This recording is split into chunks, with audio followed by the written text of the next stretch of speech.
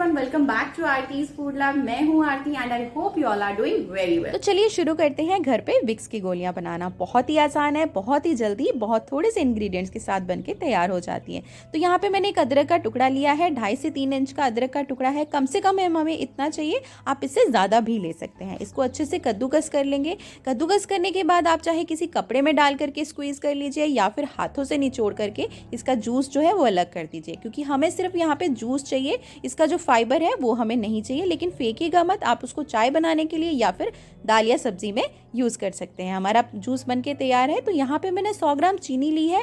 Flame को बिल्कुल लो medium flame पे हम रखेंगे और इसमें हमने जो अदरक का जूस तैयार किया था वो भी इसमें ऐड कर देंगे और चीनी को धीरे धीरे कैरमलाइज होने तक इसका वेट करेंगे। और यहाँ पे आधा चम्मच मैंने दालचीनी ऐड करी है। दालचीनी बहुत ही अच्छा इम्यूनिटी बूस्टर होता है, गले की खराश वगैरह अच्छे से ठीक करता है। यहाँ पे मैंने जायफल लिया है, नटमेग बोलते हैं जिसे, बहुत आसानी से 5 या 10 रुपए में मिल जाता है। हमें सिर्फ इसको आधा चम्मच इसको कद्दूकस करके इसमें ऐड कर देना है। ये बहुत ही अच्छा हमें कोल्ड वगैरह से, खांसी से, या जो ठंड लग जाती है ना बच्चों को, वो उससे बचाता है ये। और अगर लग गई है तो वो भी ठीक करता है। तो अब हमारी चीनी कैरमलाइज हो गई है। फ्लेम को हम ऑफ कर देंगे। फिर इसमें ऐड कर देंगे शहद यानी कि हनी। हनी को हमें तभी ऐड करना है जब हम फ्लेम को बिल्कुल बंद कर देंगे।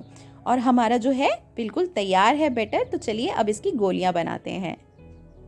तो यहाँ पे मैंने एक स्टील की प्लेट ली है। कोशिश कीजिएगा स्टील की ही प्लेट लीजिएगा।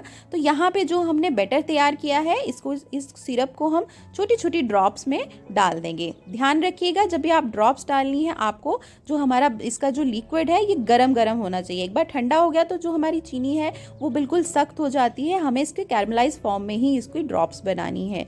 अगर आपका बनाते बनाते बैटर जो है या लिक्विड जो है वो ठंडा हो जाता है तो आप इसको दोबारा से गर्म कर सकते हैं। पर कोशिश कीजिएगा कि जितनी जल्दी आप ड्रॉप्स बना सकते हैं उतने बना लीजिए, क्योंकि बार बार गर्म करेंगे तो इसका जो टेस्ट है थोड़ा सा बिटर हो जाता है, कड़वा हो जाता है। और हनी जो है एक बार डल गया तो बार बार हमें उसको गर्म नहीं करना चाहिए। तो यहाँ पे मेरी एक प्लेट रेडी हो गई है, बाकी का हम दूसरी प्लेट में डाल देते हैं।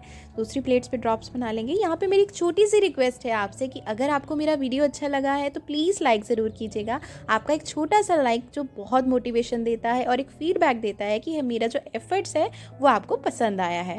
तो 1 से 1.5 या 2 मिनट में हमारी जो ये कैंडीज है बिल्कुल सूख जाती हैं, बहुत अच्छे से ये तैयार हो जाती हैं। तो इस तरह से किसी स्पैचुला की हेल्प से या हाथ से आप इसको निकाल सकते हैं।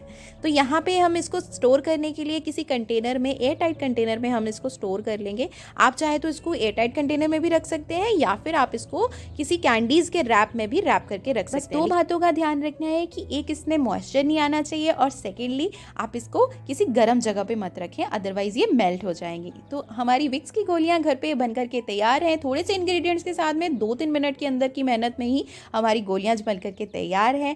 तो इस तरह की और भी वीडियोस देखनी है तो जाते जाते लाइक और सब्सक्राइब जरूर करके जाइए। तो मिलते हैं नेक्स्ट वीडियो में। Till then bye bye and take care.